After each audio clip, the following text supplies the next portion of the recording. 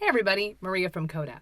So if you have a birthday coming up, you might be thinking of some really nice gifts that you'd like your friends and family to get for you. Or maybe you just want to have a list of things that you have on your mind so that when you got a little extra spending money, you can go ahead and treat yourself. So a way to keep all of this organized is by using Coda's Wishlist template. So let's take a look. We're going to go ahead and add that template in the way we add all templates by clicking Show Templates.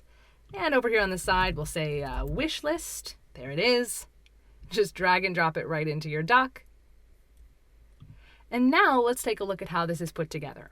We have a table down here with the item, a link to where maybe I found the item, how much it is, any notes, like here, hey, I just need a hat. As long as it's black, I'm fine.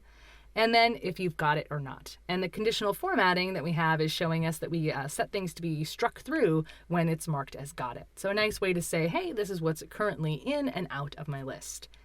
The other part is we have a nice button, so it's really easy to add new buttons to the wish list. Or we actually have a button that's so it's easy to add new items to the wish list. If you want to add a new button to your wish list, you'll just click right up here on the top and choose Add a New Button, just like so. So if I wanted to customize this, what I could do is I could maybe add a column with an image so people would know what it looks like.